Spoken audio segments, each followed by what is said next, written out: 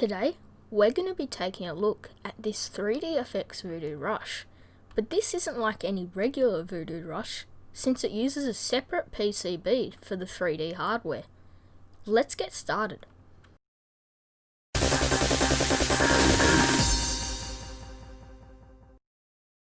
Well, what we have here is actually a Hercules Stingray 128/3D.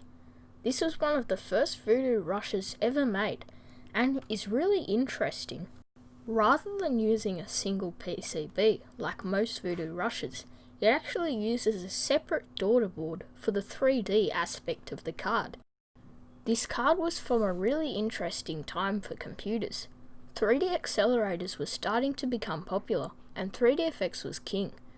Only problem was that you had to use a separate 2D and 3D card, which was quite the hassle, since you'd lose image quality between the two cards, and you had to run this little patch cable. So, in 1997, 3DFX came up with the Voodoo Rush. It's basically an enhanced Voodoo 1 card, which had the 3D chipset, as well as a 2D chipset, on the same card.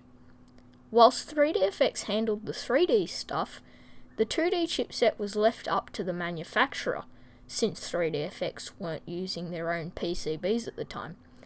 So you can see a variety of 2D chipsets on 3DFX Voodoo Rush cards. This particular card, however, uses an Alliance Semiconductors chipset. Now let's talk about the specs of the card. It has 8 MB of EDO RAM, the 3DFX Voodoo Rush chipset, which operates at 72 MHz. It supports 8-bit color, and it supports resolutions from 640 by 480 all the way up to 1280 by 1024. The card only outputs at 60 Hz and uses the Alliance Semiconductors chipset for all 2D applications.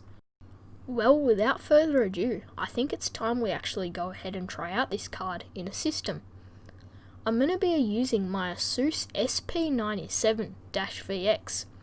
This is a really late model Socket 7 motherboard, and should be more than enough for this card. It's currently fitted with a Pentium MMX CPU running at 233 MHz. It also has 64 MB of EDO memory. I'm also going to be using this Sound Blaster OR64, which is a really great sound card for Socket 7 machines. And finally, I'll be installing the Voodoo Rush. It goes in the PCI slot pretty good. And there we go. Okay, so now I'm going to go ahead and power up the computer.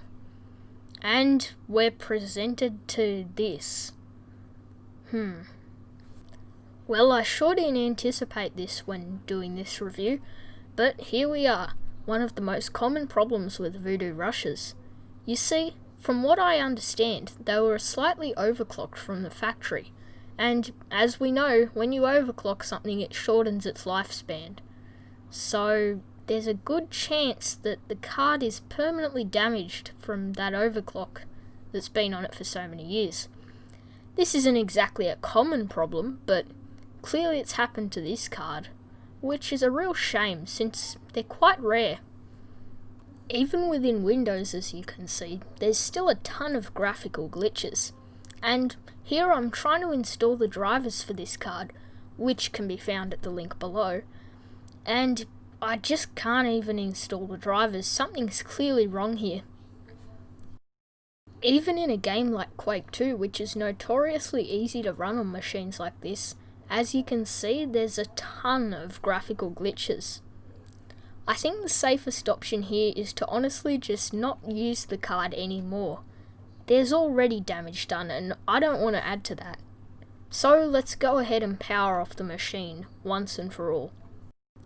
I guess you can't have everything work perfect with vintage computers, and this is just one example.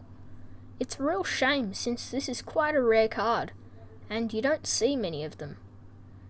If anybody out there is more experienced with Voodoo Rushes and knows if there's a potential fix for this problem, please let me know. I'd be very interested to hear from you. But until then, we're going to have to put this review at a halt, since we can't really test the card now. Well, that's about it from me. I hope you enjoyed this brief review, which had to be cut short sadly, and I'll see you next time.